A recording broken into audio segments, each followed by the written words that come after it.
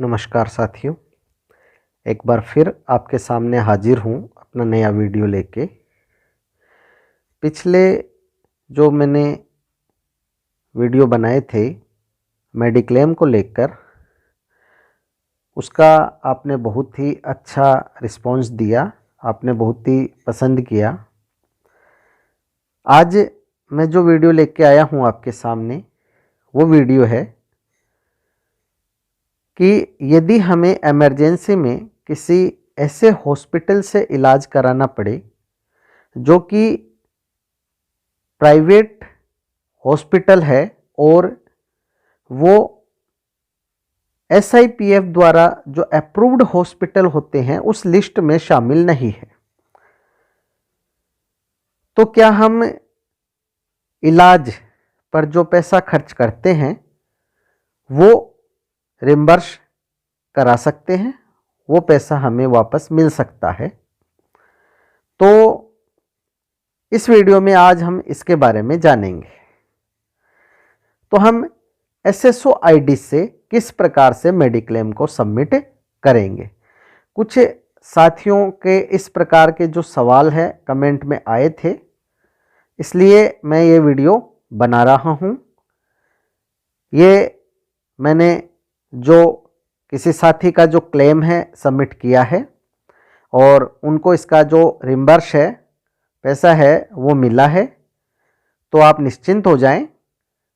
यदि इमरजेंसी में हमें किसी ऐसे हॉस्पिटल से भी इलाज कराना पड़ जाए जो प्राइवेट हॉस्पिटल है और नॉन अप्रूव्ड हॉस्पिटल है, तो भी हमें पैसा मिलता है। तो इसके लिए सबसे पहले हम SSO पर लॉगिन कर लेते हैं। लॉगिन होने के बाद आपके सामने कुछ इस तरह से पेज आ जाता है जहां आपको एक ऑप्शन मिलता है SIPF। इस पर आपको क्लिक करना है।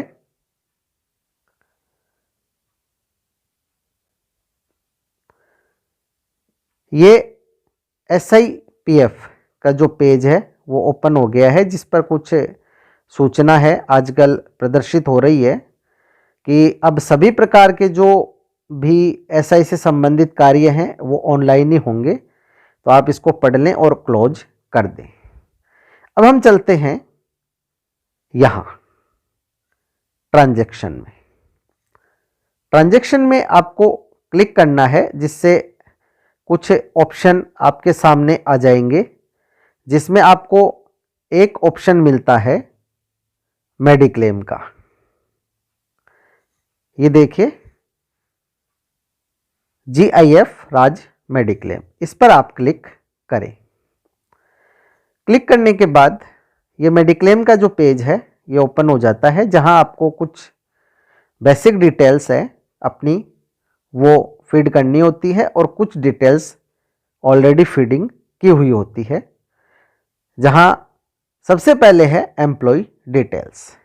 एम्प्लॉय डिटेल्स में claim type, employee ID, employee name, policy number, from to, office, unit, mediclaim number और एम्प्लॉय कैटेगरी।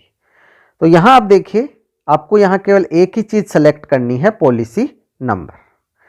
यानी जिस वित्त वर्ष में आप इलाज करवा रहे हैं, वित्त वर्ष यहाँ 1 अप्रैल से 31 मार्च तक होता है, जो कि हमारा अप्रैल के महीने में 220 रुपये का जो ग्रुप एक्सीडेंटल इंश्योरेंस है, सामूहिक दुर्घटना बीमा की जो राशि है वो काटी जाती है, और जिसके बदले में 3 लाख रुपए तक की जो पुनर्भरण राशि है इलाज कराने पर वो 1 वित्त वर्ष में मिल सकती है।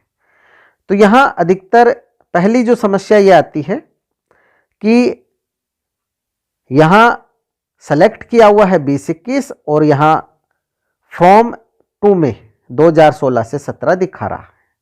तो इसके लिए आपको क्या करना है, आपको एक बार कोई भी दूसरा वित्त वर्ष सेलेक्ट करना है, जिससे जो डेट है सही आ जाएगी।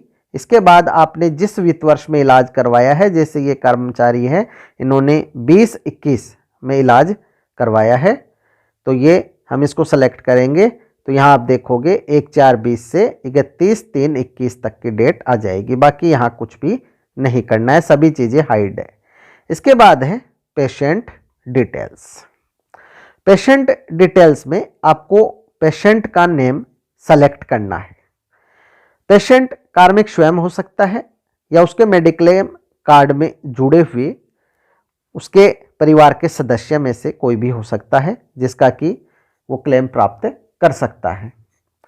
यहाँ यदि आपके वो नाम शो नहीं हो तो आप अपने डीडीओ से कहें कि वो डीडीओ की एसएसओ आईडी से आपके फैमिली मेंबर का नाम है वो ऐड करें। यहाँ हम जो पेशेंट है उसका नाम सेलेक्ट कर लेंगे तो बाकी डिटेल्स जो हैं एसएसओ से अपने आप आ जाएंगी। अब हम चलते हैं तीसरे स्टेप पर, हॉस्पिटलाइजेशन डिटेल। अब देखिए समस्या यहाँ है कि हॉस्पिटल का नाम हम जब सेलेक्ट करते हैं तो वह हॉस्पिटल यहाँ कहीं भी नहीं है, क्योंकि वह नॉन अप्रूव्ड हॉस्पिटल है। अप्रूव्ड हॉस्पिटल की लिस्ट में उसका नाम है नहीं, तो हम इसको सेलेक्ट कैसे करें? तो यहाँ आप जब अल्फ़ाबेटिकल ऑर्डर में ये नाम है और आप जब ओ पर पहुँच जाएंगे तो आपको 2 ऑप्शन मिलते हैं, यहाँ अदर और अदर्स। यहाँ से आप हॉस्पिटल का जो नाम है वो मैन्युअली फीड कर सकते हैं। तो यहाँ हम जो ऑप्शन चूज करेंगे वो होगा अदर्स। अदर्स ऑप्शन आपको चूज करना है। इसके बाद यहाँ जो नॉन इम्पेनल्ड लिखा हुआ आ जाएगा। यहाँ हॉस्पिटल का एड्रेस है, ये ऐसे ही दिखा रहा है, आप इसको मिटा दें और यहाँ जो है आप जो है हॉस्पिटल का नाम और हॉस्पिटल का जो एड्रेस है वो मैन्युअली भर दें। ये हमने हॉस्पिटल का नाम लिख दिया है। अब यहाँ देखिए डेट ऑफ एडमिशन, ये आपको ऐसा लग रहा है हाइड है, लेकिन ये आपको हाइड नहीं है। आप जब इस कैलेंडर पे क्लिक करेंगे तो यहाँ जो है कैलेंडर आपके सामने प्रदर्शित हो जाता है।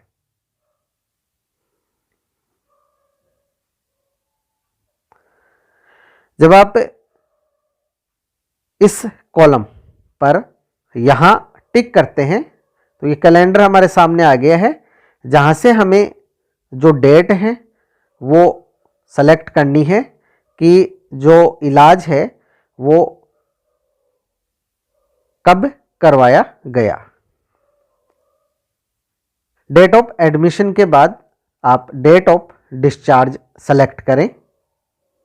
यहाँ एक शर्त ये भी है कि कम से कम जो पेशेंट है कोई भी इलाज करवाता है तो उसका 1 दिन यानी कि 24 घंटे हॉस्पिटल में रहना, एडमिट होना जरूरी है। लेकिन कुछ बीमारियां ऐसी है जिनमें कि आजकल डे केयर की सुविधा भी दी जाती है, यानी आप सुबह एडमिट होते हैं और शाम को आपको छुट्टी मिल जाती है, तो भी आपको जो है इसमें रिम्बर्समेंट की सुविधा दी जाती है। अब हमने date of admission, date of discharge feed कर दी। उसके बाद डॉक्टर का नाम, यहाँ आप डॉक्टर का नाम लिख दें जिसने भी इलाज किया है।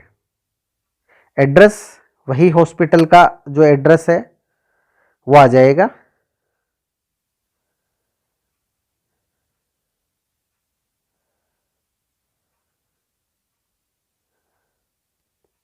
और यहाँ डिजीज, तो ये जो पेशेंट इनके डिलीवरी केस था, डिलीवरी केस में मैं आपको बता दूं कि 3 कैटेगरी है।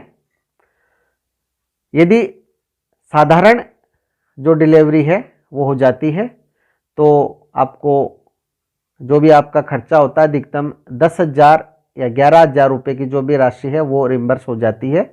यदि सिजेरियन डिलीवरी होती है तो 20 या 21,000 रुपये जो भी दर हैं वो आपको मिल जाती है, और यदि कोई कॉम्प्लिकेशन हो जाए तो 50 या 51,000 रुपये तक जो राशि है वो दे दी जाती है। ये हमने फीडिंग कर दी है हॉस्पिटलाइजेशन डिटेल। अब चलते हैं एक्सपेंडिचर डिटेल में। एक्सपेंडिचर यानी कि जो खर्च है वो आपका कितना हुआ है। तो ये हमने जो क्लेम अमाउंट है वो भर दिया है। अब इसमें आपको ज़्यादा कुछ नहीं करना है। इसके बाद चलते हैं पेमेंट डिटेल में। देखिए पेमेंट डिटेल में ये ऑटो ही शो हो जाएगा कि 3 लाख रुपए तक का आपको जो है रिम्बर्समेंट मिलता है, और एक वित्त वर्ष में जिसमें से 45,424 आप रिम्बर्स करोगे तो बाकी जो शेष होगा वो बैलेंस यहाँ दिखा देगा। इसके बाद बैंक डिटेल्स। बैंक डिटेल्स आपकी ऑटो ही आ जाएंगी। आप यहाँ ऑटो नहीं आती है तो अपने डीडीओ से कहें कि वो डीडीओ की एसएसओ आईडी से आपकी बैंक डिटेल्स अपडेट कर दे, जिसमें आपका खाता संख्या, आईएफएससी कोड आदि जो डिटेल है वो होंगी। अब सबसे इंपॉर्टेंट है अपलोड डॉक्यूमेंट। यहाँ आपको एक चीज़ का और ध्यान रखना है कि अलग अलग जो कैटेगरी है उनमें अलग अलग साइज के डॉक्यूमेंट अपलोड होते हैं। तो आपको सभी जो ओरिजिनल डॉक्यूमेंट है उनको स्कैन कर पीडीएफ फाइल अलग अलग बनानी है कैटेगरी के अनुसार। इसके बाद आपको यहाँ उन्हें अपलोड करना है, और जब आप उन्हें अपलोड करते हैं और यदि वो उस एमबी से साइज़ बड़ी होगी तो आपको उसको साइज़ को छोटा करना होगा, कंप्रेस करना होगा फाइल को। हम एक एक करके डॉक्यूमेंट अपलोड कर देते हैं। सबसे पहले है group mediclaim card issued by SIPF department. तो जब आप इस पर टिक करते हैं तो नीचे ये ऑप्शन आ जाएगा जहां से आपको चूज फाइल करनी है, और आपको यहाँ जो डॉक्यूमेंट है वो अपलोड करना है। पहला जो ऑप्शन था group mediclaim card issued by SIPF department. तो जब हम यहाँ चूज फाइल पे क्लिक करते हैं तो हमें यहाँ जो फाइल है वो अपलोड करनी है। आप जो है ध्यान रखें आपके फ़ोन में जो फाइल है वो कहाँ है, तो आपको सुविधा होगी। अब आप जो फाइल है ग्रुप मेडिक्लेम जो कार्ड है वो अपलोड कर दें। एक चीज़ का आप विशेष ध्यान रखें कि जो भी फाइल है उसका जो नाम आप देते हैं एकदम शॉर्ट दें। जैसे मेडिक्लेम कार्ड है तो इसका नाम केवल कार्ड ही लिख लें। दूसरा है सबमिटेड हॉस्पिटल डॉक्यूमेंट, जैसे कि बिल, रिसिप्ट, डिस्चार्ज स्टेटमेंट। ये सारी जो हैं इनकी आपको एक ही पीडीएफ फाइल बनानी है, तो इसमें आप केवल नाम दे दें बिल। जब हम इस पर टिक करते हैं तो नीचे ये ऑप्शन आ जाएगा, यहाँ से आप चूज फाइल करें और जो बिल हैं वो यहाँ आप अपलोड कर दें। इसके बाद है submitted prescription and medicine bill. तो इसमें आप जो डॉक्टर की पर्ची और जो मेडिसिन के बिल हैं यहाँ आप चूज फाइल करें, और ये एक फाइल बनाकर आप यहाँ अपलोड कर दें प्रिस्क्रिप्शन एंड मेडिसिन बिल। तो आप इसमें भी केवल नाम एकदम शॉर्ट रखें, प्री बिल ऐसे लिख ले, कुछ भी, कोई भी अलग जो हैं किसी भी प्रकार के स्पेशल सिंबल वगैरह इसमें नहीं हो। Submitted the report of test and investigation. यहाँ आप जो टेस्ट हैं जितने भी हुए हैं, जांचे हैं, वो आप एक फाइल बना लें और जो हैं यहाँ आप अपलोड कर दें टेस्ट। अब देखिए यहाँ ये ऑप्शन आ गया है कि जो फाइल है वो बड़ी है, तो आपको इसको कंप्रेस करना होगा तभी ये फाइल अपलोड हो पाएगी। तो आप इसको कंप्रेस कर लें। कंप्रेस करने के लिए बहुत ही अच्छी वेबसाइट है आई लव पीडीएफ। यहाँ आप आसानी से किसी भी फाइल को जो है कंप्रेस कर सकते हैं। तो ये टेस्ट जो रिपोर्ट है हमने कंप्रेस कर ली हैं और इसको अब हमें अपलोड कर देते हैं। इसके बाद देखिए, in case of emergency appendix 6, ये बहुत ही इम्पोर्टेंट अपेंडिक्स 6 जो परफॉर्मा है ये तब काम आता है जब आप किसी ऐसे हॉस्पिटल से इलाज कराते हैं जो कि अप्रूव्ड हॉस्पिटल की लिस्ट में नहीं है। अब ये अपेंडिक्स 6 है, आपको यहाँ अपलोड करना है। आप इसको सेलेक्ट कर लें और अपेंडिक्स 6 को यहाँ अपलोड कर दें। इसके बाद है upload original claim form. Claim form जो है 2 पेज का होता है। यहाँ इसमें आपको पूरी डिटेल्स फीड करनी होगी। जो पेशेंट है उनकी फ़ोटो, डीडीओ द्वारा प्रमाणित और डॉक्टर द्वारा प्रमाणित होते हैं सभी डॉक्यूमेंट्स, जो कि मैंने अपने पिछले वीडियो में आपको बहुत सारी जो बातें हैं बता दी हैं। तो अगर आपको कोई समस्या आए तो आप वो वीडियो देख लें। अब यहाँ जो क्लेम फॉर्म है वो हम अपलोड कर देते हैं। अब लास्ट ऑप्शन है अपलोड अदर डॉक्यूमेंट। तो इसमें अगर कुछ और डॉक्यूमेंट आपके बच गए हैं तो वो आप यहाँ अपलोड कर दें। जैसे कि आप इमरजेंसी सर्टिफिकेट भी जो है डॉक्टर से बनवा सकते हैं और यहाँ हम वो जो इमरजेंसी सर्टिफिकेट है वो अपलोड कर देते हैं। तो इमरजेंसी सर्टिफिकेट जो है आपको डॉक्टर से बनवाकर और यहाँ अपलोड कर देना है। ये भी फाइल बड़ी है इसलिए ये अपलोड नहीं हुई है। अगर आप इमरजेंसी सर्टिफिकेट नहीं भी बनवाते हैं तो इमरजेंसी के लिए जो अपेंडिक्स 6 है ये आपको ज़रूर बनवाना होगा, तभी आपका क्लेम है वो पास होगा। ये सारे डॉक्यूमेंट हमने अपलोड कर दिए हैं। इसके बाद अब हम इसको सबमिट कर देते हैं। जब हम इसको सबमिट करेंगे तो हमारे पास ऊपर एक मैसेज आ जाएगा जिसमें कि क्लेम नंबर हमें दे दिए जाएंगे। देखिए, जैसे ही हमने इसको सबमिट किया हमारे पास ये क्लेम नंबर आ गए हैं। Data saved successfully, your claim number is MED mediclaim -055007। ये मैसेज के रूप में भी आपके मोबाइल पर आ जाएंगे। Contact to your concern DDO to forward claim. ये अब जो क्लेम है आपके DDO के पास चला गया है। आगे की प्रक्रिया ये है कि आप अपने DDO से कहें कि वो आपके क्लेम को चेक करें और आगे SI ऑफिस को इसको फॉरवर्ड कर दें। जब ये SI ऑफिस को फॉरवर्ड कर दिया जाएगा तो आपको क्या करना है, आपको जितने भी ओरिजिनल डॉक्यूमेंट है उन सभी को एक फाइल में लगाकर और आपको वो फाइल जो है SI ऑफिस में जमा करवानी है। यहाँ हम पेंडिंग टास्क में या माई ट्रांजैक्शन में ये देख सकते हैं। आप देखिए यहाँ जो है मेडिक्लेम रिम्बर्समेंट जो है मेडिक्लेम के क्लेम नंबर एप्लीकेशन नंबर है और ये जो अमाउंट है 11,880 रुपये दिखा रहा है।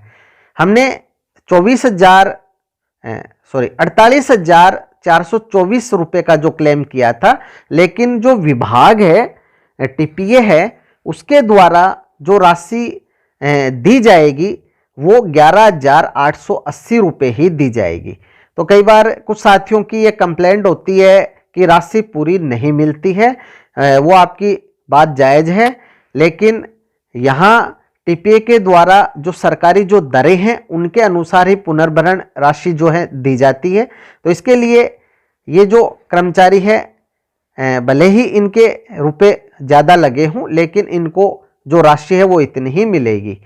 जब ये SI ऑफिस क्लेम चला जाता है वहाँ से इसको TPA को फॉरवर्ड कर दिया जाता है। अभी आप यहाँ देख रहे हैं पेंडिंग विथ DDSI। जब ये TPA के पास चला जाता है, इसकी जांच हो जाती है तो TPA के द्वारा इसको अप्रूव्ड कर दिया जाता है। अब देखिए यहां अप्रूव्ड लिखा हुआ आ गया है। ये जो रिम्बर्स का जो क्लेम है मैंने अभी 1 महीने पहले सबमिट किया था और जो कार्मिक है उन्होंने इसको आगे जो टीपीए को फॉरवर्ड किया, ये अभी 1-2 दिन में ही ये अप्रूव्ड हुआ है। तो जब आप इस वीडियो को देखेंगे आपको ये बिल्कुल भी नहीं लगेगा कि यदि हम किसी ऐसे हॉस्पिटल से इलाज करवाते हैं जो कि अप्रूव्ड हॉस्पिटल की लिस्ट में नहीं है तो हमें क्लेम मिलेगा या नहीं मिलेगा। तो आप बेफिक्र रहें, इसमें भी क्लेम मिलता है। वीडियो के माध्यम से आप इसको देख सकते हैं। ये जो है अप्रूव्ड हो चुका है। अब इनकी जो बैंक डिटेल हमने भरी थी उसके अनुसार इनके खाते में 11,880 रुपये की जो राशि है वो जमा हो जाएगी। अब वो जमा होगी चाहे 1 महीने में हो चाहे 2 महीने में, इसमें कुछ समय लग जाता है, लेकिन अप्रूव्ड होने के बाद ये जमा हो जाती है। अब यदि ये रिजेक्ट हो जाता तो फिर ये जो राशि है इनको नहीं मिलती। तो साथियों, यदि आपके भी सामने ऐसे कोई समस्या आ जाए और इमरजेंसी में किसी ऐसे हॉस्पिटल से इलाज कराना हो जो कि अप्रूव्ड हॉस्पिटल की लिस्ट में नहीं है, तो आप बेफिक्र होकर इलाज करवा सकते हैं और जो अपना क्लेम है SSO ID से आप सबमिट करें ताकि जो भी आपका खर्चा हुआ है वो आपको रिम्बर्स हो जाए। आशा करता हूँ वीडियो आपके लिए लाभदायक और उपयोगी सहायक सिद्ध होगा। और यदि वीडियो आपको अच्छा लगे तो लाइक, शेयर और सब्सक्राइब अवश्य करें। बेल आइकॉन को टिक करें और जिससे कि नए वीडियो के जो भी नोटिफिकेशन है आपको तुरंत मिल सके। इसी के साथ आप सभी का बहुत बहुत धन्यवाद।